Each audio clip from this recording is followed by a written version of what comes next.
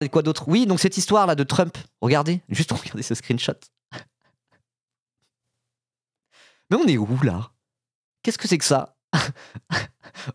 Désolé, ça me fait rire, c'est pas vraiment drôle. Mais juste, ça n'a aucun sens.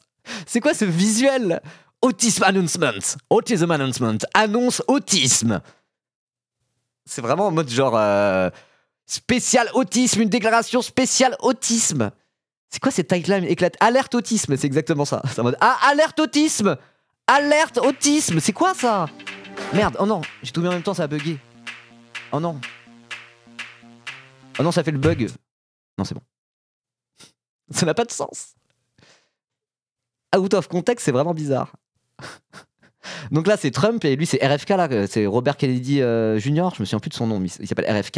Donc c'est le ministre de la Santé. C'est un gros complotiste anti-vax totalement zinzin, quoi. Vraiment. Et donc, du coup, ils ont fait une annonce hier pour dire on a trouvé le secret pour qu'il n'y ait plus d'autistes.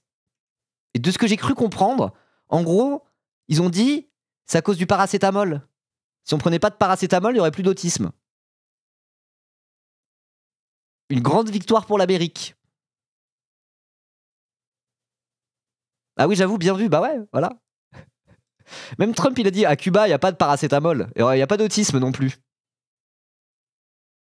Voilà. Et donc, c'est vraiment, il fait un truc de communication pour dire on a trouvé le secret pour battre l'autisme. Bientôt, il n'y aura plus d'autisme. Ça n'a aucun sens. Et j'ai vu quelqu'un dire une espèce de théorie. Le mec disait en vérité, ils font exprès de dire n'importe quoi. Ils font exprès de faire des annonces qui n'ont aucun sens, juste pour vérifier est-ce que leur noyau dur, est-ce que leur commu, est-ce que leurs électeurs les suivent. C'est pour tester à quel point leurs électeurs et leurs soutiens sont absolument endoctrinés et laissent passer n'importe quoi. Et se rangent derrière absolument n'importe quoi. Donc il y a des gens, j'ai vu quelqu'un avoir cette analyse, et ça me paraît pas complètement con. Et ils testent, ils sont en mode jusqu'où ils sont prêts de me suivre. Je dis des immenses zinzidris, je dis n'importe quoi, et puis je vois si les gens, s'il y a une levée de bouclier ou pas. Le dingomètre, exactement, c'est le dingomètre de la société américaine. Et peut-être que Trump, en fait, fait exprès de dire n'importe quoi pour voir s'il peut continuer et aller toujours plus loin. Sachant que le projet, c'est pas juste dire n'importe quoi. Le projet, c'est quand même grosso modo le fascisme, quoi. Donc c'est peut-être pour ça qu'il y a des moments de zinzinerie aussi démesurés tout le temps. C'est aussi pour saturer nos capacités de debunk. C'était assumé par Steve Bannon. Tout à fait, ouais, c'est la stratégie flood the zone, inonder la zone, qui disait Steve Bannon. Donc Steve Bannon, c'était le conseiller, un des conseillers, mais un conseiller très important de Donald Trump en 2016 pour sa première élection. Et sa stratégie a bien marché. Après, il était venu en Europe pour tenter de conseiller l'extrême droite européenne pour qu'ils arrivent au pouvoir comme Trump. Et notamment, il avait fait ça en Italie. Au final, ça n'a pas trop bien pris en Europe. Il est retourné aux États-Unis, quoi. Et Steve Bannon avait cette théorie de flood the zone, inonder la zone, de dire tout le temps plein de conneries, plein de saloperies pour que ça soit indébunkable et en fait rendre le débat, le climat politico-médiatique, mais surtout médiatique, rendre ce climat-là irrespirable et pouvoir avancer toujours plus brutalement et voilà. Donc c'est un peu de ça. Mais moi, la théorie il fait exprès de tester à quel point son noyau dur et ses soutiens peuvent le soutenir malgré le fait qu'ils disent n'importe quoi, la théorie me plaît. La théorie me plaît quand même pas mal. Et effectivement, la droite française fait quand même des choses qui ressemblent un petit peu à ça. C'est toujours, ça rejoint un peu ce concept de fenêtre d'Overton, de dire on ouvre la fenêtre d'Overton d'un côté. Après, ce concept, il faut le prendre un peu avec des pincettes. Parfois, on met tout et n'importe quoi dedans. Mais voilà, on dit des choses de plus en plus à droite, par exemple, des choses de plus en plus folles, de plus en plus fascistes, pour normaliser un discours de droite. Et tu ouvres la fenêtre d'Overton vers la droite en disant tu mets 2-3 mecs vraiment néo-nazis, même s'ils passent pour des zinzins, et ben les mecs qui sont un tout petit peu moins à droite qu'eux, ils passeront pour des gens normaux dans tous les cas. Et donc ça, c'est une vraie stratégie de la part de la droite. En tout cas, ce truc de bataille culturelle et médiatique, etc.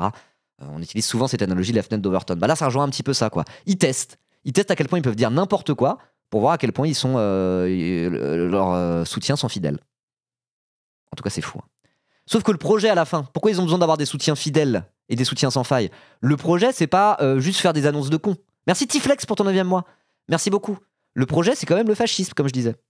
Donc regardez. Ça, c'était le fameux hommage à Charlie Kirk d'hier. On en a parlé, il y a un replay sur la chaîne de VOD. Vous pouvez aller voir tout de suite. On a parlé de ça pendant 1 heure à peu près. Zut. Le replay est dispo sur la chaîne de VOD. Trump c'est la Maison Blanche directement qui a posté cette photo. Donc Turning Point, c'était le nom de l'orga de Charlie Kirk qui s'est fait assassiner. Turning Point USA. Donc il reprend le truc de Turning Point pour dire c'est un point de bascule. Hein, c'est ça, Turning Point, c'est un point de bascule. Et parfois on parle de bascule fasciste, hein, justement. Pour dire c'est un point de bascule. Et il a posté cette photo, Trump, de lui qui regarde ses troupes dans un immense stade. On pourrait se dire, bah oui, il a le droit. Sauf que le truc, c'est qu'il la met en noir et blanc. Pourquoi il la met en noir et blanc? C'est quoi ce choix artistique de le mettre en noir et blanc? Il poste tout le temps des photos en noir et blanc, Trump? Pas spécialement. D'habitude, il poste des photos en couleur. Pourquoi celle-ci précisément est en noir et blanc?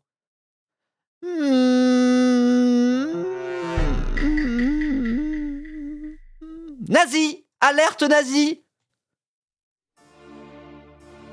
Pourquoi parmi toutes les photos, pourquoi parmi tous les choix artistiques qu'aurait pu envisager Donald Trump, président de la première puissance mondiale, à l'hommage de Charlie Kirk assassiné, militant de droite radicale et trumpiste de la première heure, pourquoi, parmi tous les effets artistiques qu'aurait pu appliquer Donald Trump à cette photo, Donald Trump a choisi d'appliquer un noir et blanc, ce qui n'est pas dans ses habitudes? Probablement pour rappeler l'imagerie nazie, le congrès de Nuremberg, Adolf Hitler face à ses troupes galvanisées. C'est un point de bascule, dit-il dans le même tweet, qui est en réalité un tweet directement posté par la Maison Blanche. Dans ce contexte, difficile de nier l'installation durable et dangereuse d'un fascisme américain. On rigole bien, hein? Allez, on rigole bien, hein? Bah oui! Il sait très bien ce qu'il fait, je suis désolé, il sait très bien ce qu'il fait. Il sait très bien ce qu'il fait. La photo rappelle les heures les plus sombres de notre histoire, c'est fait exprès. C'est fait exprès. Regardez. Alors peut-être c'est pas fait exprès, mais ça me paraît bizarre que ça soit pas fait exprès. Alors là, c'est Hitler, ça pourrait être un autre, quoi. Mais le fait qu'il mette la photo en noir et blanc face à cette marée humaine, qu'il la regarde pris de dos, moi je pense que quand même il sait un peu ce qu'il fait, quoi. Il sait un peu ce qu'il fait. Alors, je suis pas en train de dire, c'est littéralement exactement la même chose. Quand on regarde très concrètement les photos, enfin la situation américaine actuelle et la situation allemande en 1933 par exemple, c'est pas tout à fait la même chose. Voilà. Comparaison n'est pas raison. Mais là quand même dans l'imagerie qu'il invoque, Trump et la Maison Blanche directement, en mettant c'est un point de bascule, on est en droit de s'inquiéter quand même. On est en droit de s'inquiéter. Et oui, il y a quand même eu les saluts nazis d'Elon Musk au début de l'année. On sent que il y a quelque chose de profondément fasciste, même dans leur imagerie, dans tout un tas de petits éléments. Ça fait très peur. Et ça rappelle un peu une histoire. Certaines personnes en ont parlé. L'histoire de Horst Wessel. Horst Wessel. Vous connaissez Horst Wessel? C'était un nazi. Mais c'était un nazi, il est mort en 1930. C'était pas le pire des nazis, non, j'en sais rien si c'était le pire des nazis, c'était un putain de nazi. C'est un mec de la SA. Donc la SA, c'est quoi? Pour ceux qui connaissent pas, c'est en gros la milice un peu de rue, la Sturmabteilung. Donc c'était la section d'assaut, hein, rien à voir avec Gims.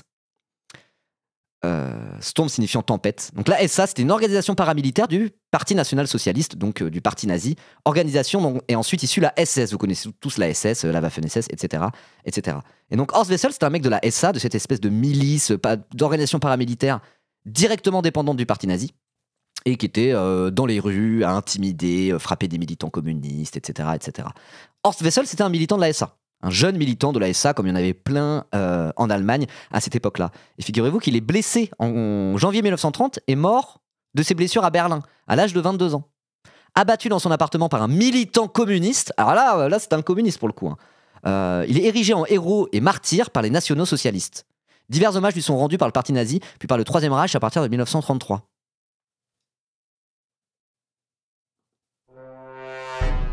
Ça vous rappelle quelque chose par rapport à Donald Trump ou pas? Moi, ça me rappelle quelque chose.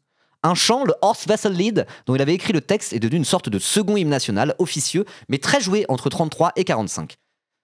Voilà. Et donc, est-ce que Charlie Kirk, ce militant, cet éminent militant et influenceur trumpiste, serait pas le Horst Wessel de Trump? Parce que là, franchement, ça y fait penser. Ça fait un espèce de grand raout avec une foule immense pour dire on va se venger de nos ennemis, de ceux qui l'ont tué. Ça accuse la gauche. Ça en fait littéralement un martyr dans une cérémonie qui est vraiment effrayante et grotesque, sachant que c'est un hommage pour un enterrement. C'est en mode il y a des feux d'artifice partout, de la musique, God Bless USA, etc., etc. L'histoire se répète un peu là. Quand même, on peut commencer à tirer ce genre d'analogie. Charlie Kirk, c'est un peu Charlie Kirk est à Donald Trump, ce que Horst Wessel était à Adolf Hitler quand même. Ça donne un peu cette impression-là. Tu penses qu'ils vont faire des statues de Charlie Kirk Oh, je suis sûr et certain qu'ils vont faire des statues de Charlie Kirk. Ça paraît évident.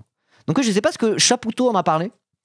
En pense. Est-ce qu'il a pris la parole par rapport à ça? Est-ce qu'il va faire la comparaison? Charlie Kirk est le Horde Vessel de Donald Trump. C'est évident. Je suis spécialiste du nazisme. C'est pas impossible. C'est pas impossible. C'est un peu son genre en tout cas. Donc on verra. Est-ce qu'on a tous collectivement pré-shot la prochaine chapouterie? Je ne sais pas. Mais tout ça est extrêmement inquiétant. Encore une fois.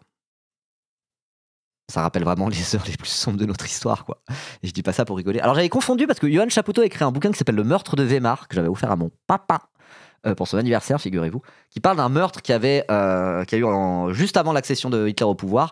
Et en gros, il s'est servi de ce meurtre-là pour dire c'est bon, l'aspect légaliste, l'aspect où vraiment on va légalement dans les institutions, ça dégage. Face à nous, on a des ennemis féroces. Et donc, du coup, ça va. On peut commencer à être violent et ne pas respecter la loi. Et en fait, je pensais que c'était le Horde Vessel, mais j'ai tout confondu. Le meurtre de Weimar, dont Chapoutot parle dans son livre, en fait, c'est un militant communiste qui a été tué par des SA. Donc, c'est l'inverse. Là, c'est un SA qui a été tué par des communistes. Dans le meurtre de Weimar, il raconte l'histoire d'un mec dans un petit coin reculé de l'Allemagne, un peu osef, quoi.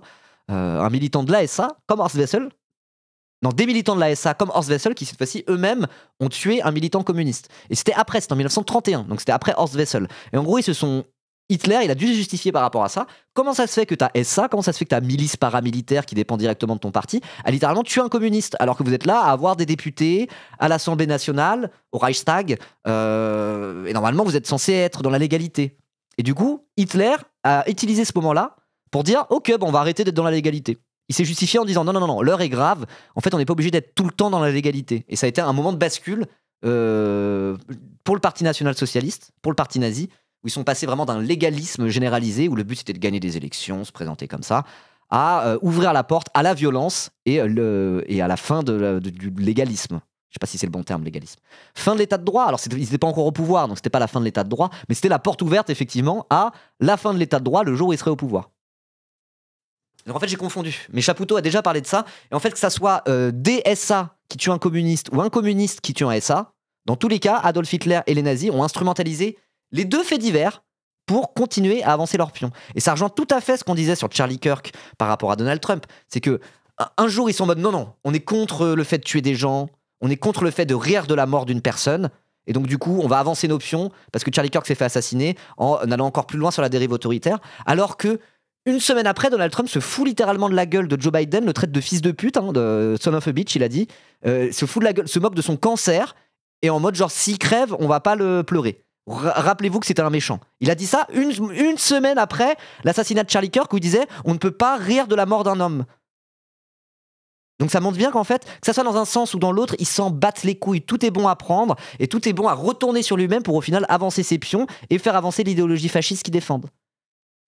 Quand on regarde l'Allemagne nazie et Hitler, comment ils ont à la fois instrumentalisé le meurtre de Horst Wessel, mais aussi le meurtre de Weimar, je ne sais plus comment il s'appelait, le meurtre d'un militant communiste, pour les mêmes raisons, pour avancer le même agenda politique. Et quand on voit que Hitler, il a fait un petit peu pareil avec Charlie Kirk, qui change son fusil d'épaule dès qu'il le faut pour juste avancer son agenda politique, et ça donne envie de dire que Trump est un fasciste quand même. Que Trump est un fasciste. Loin de moi l'idée de remettre en question la fascisation des USA, mais une photo en noir et blanc pour une cérémonie en hommage à un mort, ça me paraît pas si incroyable. Des exemples de fascisation, il y en a des bien plus flagrants et inquiétants que ça, IMO. Alors je suis d'accord, c'est juste un détail. C'est juste un détail pour vous, mais pour moi, ça veut dire beaucoup. C'est juste un détail. Je dis quoi comme lapsus? Je dis Hitler avec Charlie Kirk? Pardon. Non, Donald Trump avec Charlie Kirk. Excusez-moi. Du coup, je suis concentré sur mes tics de langage pour essayer de parler encore mieux qu'avant. Et je fais des petits lapsus de temps en temps. Mais pareil, je fais souvent des lapsus. Souvent, je me trompe. Parce que je parle vite et je parle beaucoup. Alors, je suis d'accord. Si c'était juste une question en noir et blanc, juste une photo en noir et blanc, Ganimas, je suis d'accord qu'il y aurait que ça va. Mais c'est un amoncellement de petites choses qui, moi, m'amènent à dire cette photo n'a pas été faite au hasard. Dans la composition du plan et l'effet noir et blanc, pour moi, il sait ce qu'il fait. Mais si c'était juste un truc isolé, je l'aurais pas dit. Mais regarde, il y a d'autres trucs où quand même ça sent bon le fasciste, hein. Notamment ce discours de Stephen Miller, on m'en a parlé aussi tout à l'heure. Donc Stephen Miller qui est, je sais plus exactement, c'est un Trumpiste quoi, donc il a tenu un discours, donc ça c'était le grand truc d'hommage à Charlie Kirk, là, la photo qu'on a vue tout à l'heure. Il a tenu un discours, et il semblerait que ce discours ressemble beaucoup à un discours de Joseph Goebbels en 1932. Peut-être c'est un hasard, je sais pas s'il a vraiment pris le bouquin de Goebbels, il a fait, je vais faire un dog whistle nazi. Je suis pas forcément sûr, j'en suis pas sûr. Mais en tout cas, il y a un truc où ça se fait tout seul. Ils se mettent à parler comme Goebbels. De la même manière que je suis convaincu, après c'est mon avis, je suis convaincu que Elon Musk, quand il a fait son fameux salut romain, son salut nazi, je suis convaincu qu'il ne s'est pas dit je vais faire un dog whistle nazi, je vais faire exprès de faire un salut nazi. C'est juste qu'il a vu l'énergie dans la salle, il a vu ce qui était en train de se passer, et naturellement, le signe qu'il a fait à la foule, ça ressemblait à un salut fasciste, parce qu'il y avait une énergie fasciste dans la salle, c'était tellement du fascisme chimiquement pur ce qui était en train de se passer, qu'il s'est mis, même sans faire exprès, inconsciemment, à se faire un salut fasciste. Et ben je pense que c'est peut-être quelque chose d'un peu pareil avec Stephen Miller. Il a peut-être pas fait exprès de plagier Goebbels, mais il parle clairement comme lui. Si, c'est vraiment un néo-nazi, Miller? Ah ouais? Je le connais pas trop, hein, donc. Si, c'est vraiment un néo-nazi. Vous avez des infos là-dessus, du coup, sur Stephen Miller? Il a vraiment des casseroles néo-nazis et tout? Lit? Bon, on va voir, c'est en anglais, hein. Donc ça compare des extraits. Ça compare des extraits du discours. Donc par exemple, Goebbels disait en 1932, notre camarade mort, Horst Wessel, c'est dont on se parlait tout à l'heure, a écrit et nous allons réaliser sa prophétie. Les autres peuvent mentir, dire de la merde et jeter leur fiel sur nous. Nos jours politiques sont comptés. Et du coup, Stephen Miller a dit le jour où Charlie est mort, les anges ont pleuré. Mais ces larmes ont été transformées en feu dans notre cœur. Et ce feu brûle, with a righteous fury, que nos ennemis ne peuvent pas comprendre. Ou comprendre. Ok. Autre citation de Goebbels. Ils vous ont promis, les travailleurs, les citoyens et les créatifs allemands, un Reich de liberté et de beauté et de dignité. Ça, c'est Goebbels qui le dit. Et Charlie Kirk a dit vous n'êtes rien. Vous ne pouvez rien conduire. Construire. Vous ne pouvez rien produire. Vous ne pouvez rien créer. Nous sommes ceux qui construisent. Nous sommes ceux qui créent. Après, ça parle de tempête. Peuple, levez-vous et que la tempête éclate. Donc la rhétorique de la tempête, il a utilisé aussi la rhétorique de la tempête, Stephen Miller, en disant la tempête. C'est dur de traduire en direct, hein, je fais de mon mieux. La tempête chuchote aux guerriers que vous ne pouvez pas supporter ma force. Et le guerrier chuchote à la tempête. Je suis la tempête. Erika est la tempête. Nous sommes la tempête. We are the storm. Non mais surtout que, je ne sais pas si vous êtes au courant, mais un des plus gros forums néo-nazis et ouvertement fascistes du monde, aux États-Unis, s'appelle Stormfront. Donc le truc de la tempête, c'est pas rien. La SA et la SS, c'est l'abréviation de tempête. La Waffen-SS d'Hitler. Ah non, c'est Schutzstaffel, pardon, c'est juste la SA, ou c'est ça. La SA de Hitler, qui était là au début. Non, pas Société Anonyme. La SA de Hitler, c'est la Sturmabteilung. Sturmabteilung, qui veut dire tempête militaire. Non, assaut des tempêtes. Section d'assaut, mais il y a Sturm dedans, en tout cas. Il y a tempête. Donc utiliser le mot tempête comme ça veut pas rien dire. De la même manière qu'utiliser le mot travailleur, bah oui, c'est du vocabulaire marxiste. Utiliser le mot tempête dans ce genre de discours, encore une fois, ça fait beaucoup d'éléments qui font vraiment penser au fascisme, quoi. Vraiment très très fort penser au fascisme. Dans la politique qu'ils mènent, et même dans l'esthétique, dans leur propre esthétique, quoi. Le symbole des éclairs, voilà, exactement. Goebbels disait lui-même, vous êtes les témoins, vous êtes les bâtisseurs, vous êtes les porteurs de notre idée et de notre vision sur le monde. Et bah qu'est-ce qu'il dit Stephen Miller en parlant de Charlie Kirk? Il dit notre héritage remonte jusqu'à Athènes, jusqu'à Rome, vers Philadelphie, Monticello. Nos ancêtres ont construit ces cités. Ils ont produit l'art et l'architecture. Ils ont construit l'industrie. Ça ressemble pas tellement là. Il est mal fait ce document. Bon, la rhétorique est un petit peu proche, quoi.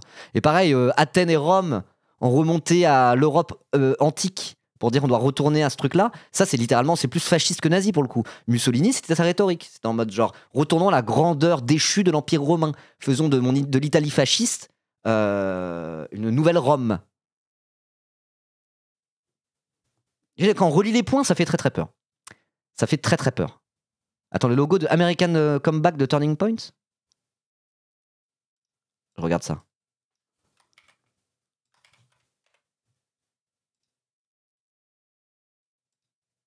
Ah ouais, il y a des... Ah ouais, ok, un éclair aussi, ouais. Je sais pas, faut faire attention avec les éclairs en politique. Je trouve pas le logo, attendez. Là, je le vois derrière. Bon, c'est tout pixelisé, hein, excusez-moi. L'éclair comme ça, bon, c'est exactement le même éclair que le S de Waffen-SS. Hein. C'est chaud. Hassan disait hier que c'était pas pompé à 100%, mais plutôt un mix de plusieurs discours, dont celui de Goebbels. Ok. En tout cas, il y a des trucs en commun, effectivement. Il y a des trucs en commun. C'est Captain America où vous whippinez tout. Je sais pas. Dans The Boys aussi, il y a une meuf qui a un nom en rapport avec l'orage et c'est une ancienne nazie. Oui, tout à fait, là. La meuf de Homelander, là. Avec son side cut. De fou. Mais voilà, même dans The Boys, ils sont en mode genre, regardez les États-Unis, au final, ils fricotent avec les nazis. La volonté de puissance. Bon, bah voilà. Bon, on va pas tout comparer sur le discours, c'est un petit peu long. Juste un dernier. Là où Goebbels disait le peuple s'est réveillé. Nous nous sommes soulevés contre l'oppression. 15 millions de personnes ont rejoint cette armée de vengeance. Ça, c'est Goebbels qui disait ça. Donc Goebbels, je ne vais même pas préciser, mais c'était le ministre de la propagande d'Adolf Hitler. Et donc Stephen Miller, Trumpiste, dit lui-même, ils ne peuvent pas imaginer ce qu'ils ont réveillé. Ils ne peuvent pas concevoir l'armée qu'ils ont risen, qu'ils ont soulevé dans chacun d'entre nous. Donc là, quand même, c'est très proche. Hein. C'est très proche. C'est les mêmes mots utilisés. L'armée, le soulèvement, ils ont réveillé quelque chose en nous. Il dit littéralement, ils ont réveillé quelque chose en nous. Nous sommes une armée, il y a un soulèvement. Donc je veux dire, ça rappelle quand même fortement la plume de Goebbels, cette histoire. Je pense qu'on peut le dire.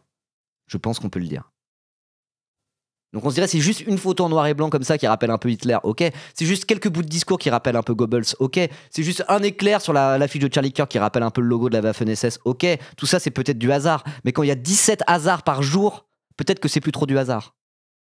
Donc ouais, je pense sincèrement, oui, quand on dit ouais c'est des fachos, c'est pas des fachos, etc. Il n'y a pas le fascisme en France. Même Giorgia Meloni qui est considérée comme une post-fasciste, là pour moi on peut pas dire en étant honnête intellectuellement qu'actuellement il y a le fascisme en Italie.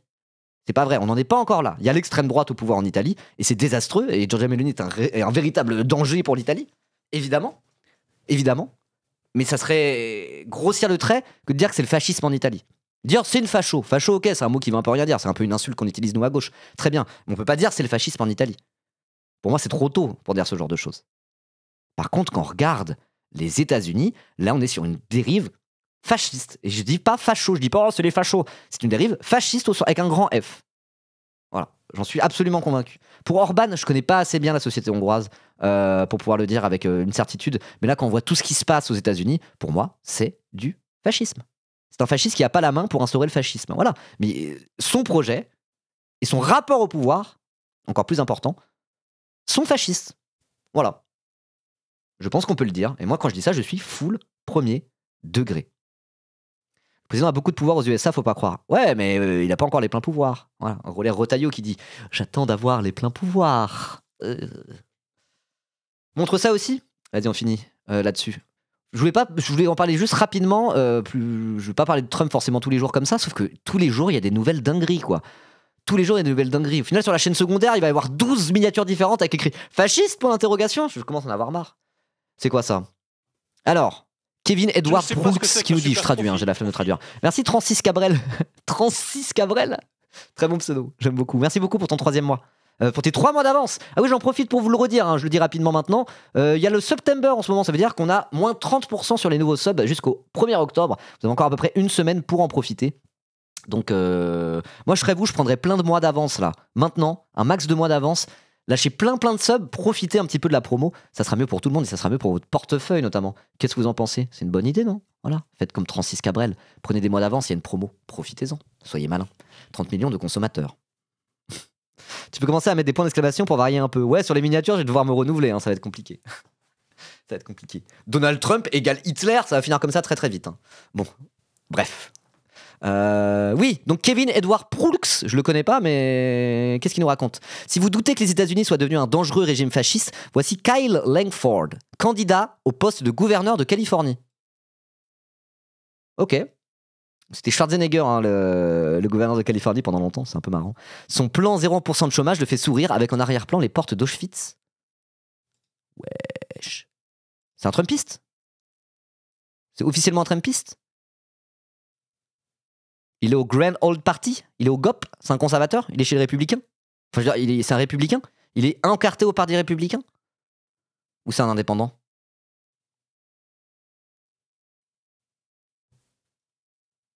Au moins, lui, il fait pas semblant. J'aimerais juste savoir si c'est un Républicain. Ou si c'est un indépendant qui essaye d'être encore plus à droite que Trump. Un espèce de gros hipper. Il s'appelle comment? Kevin Langford. Kevin Langford. Basketteur américain? Ah non, c'est Kyle Langford, pardon.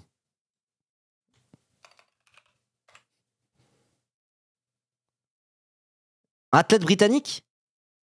Putain. Attendez, j'ai un article du Nouvel Obs. Instrumentalisation d'Auschwitz, fasciste et pro-nazi. Qui est Kyle Langford, le bébé Trump nauséabond qui veut devenir gouverneur de Californie? Mais c'est tout récent, je le connaissais pas. L'article date du 31 juillet 2025, il a un mois l'article. Le jeune républicain qui brigue la tête du Golden State en 2026 a publié sur le réseau social X une photo du camp de concentration, on vient de le voir. Une provocation insupportable qui cache une obsession pour le nazisme et les juifs. Donc c'est un républicain, c'est un mec qui est au parti républicain. C'est officiellement le candidat des républicains, a priori, pour être gouverneur de Californie.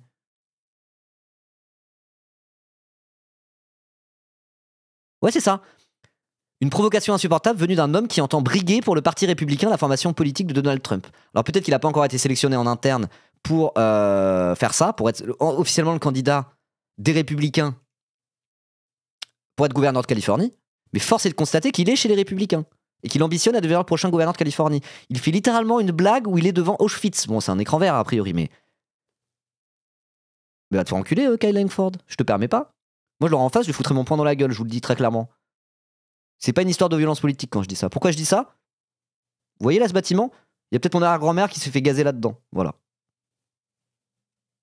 Mon arrière-grand-mère raflée au Veldiv en juillet 1942, en août, du coup envoyée par train à Auschwitz de Birkenau, donc c'est littéralement ce qu'on voit derrière, c'est le fameux Auschwitz. Elle est morte en août 42, un mois après sa déportation. Donc elle a été gazée, quoi. Donc moi quand je vois ça, je suis en mode genre, viens me le dire en face, frérot. Vas-y, viens me le dire en face. Et là, je parle pas de politique, je parle de quelqu'un qui fait des blagues sur les camps de concentration. C'est pas politique par rapport à ça, ça pourrait être un random, je dirais la même chose. C'est Auschwitz 1, ça? Oui, bon, ok, d'accord, c'est une façon de parler. Pour avoir visité Auschwitz-Birkenau, ce mec est juste un énorme fils de pute. Alors, c'est Zalcher qui dit fils de pute, mais oui, on peut le dire. Comment tu ne peux pas avoir d'empathie sur ce lieu? C'est que c'est un troll, c'est pour trigger les gauchistes. Ouais, bah tu triggers aussi les descendants de déportés, espèce d'énorme fils de pute. Bon, bref. Voilà, donc ça fait quand même beaucoup. Certes, il y aurait que cette photo en noir et blanc. Bon, ok, mais ça fait quand même beaucoup. Hein. Là, ça fait beaucoup d'éléments qui s'enchaînent, qui portent à croire quand même que c'est littéralement des fascistes. Allô? Il y a des gens qui sont à moitié néo-nazis directement dans le parti républicain américain. Qu'est-ce que vous voulez que je dise de plus? Qu'est-ce que vous voulez que je dise de plus? Je pense qu'on peut s'arrêter là et passer au sujet suivant. Ah là là, c'est moche.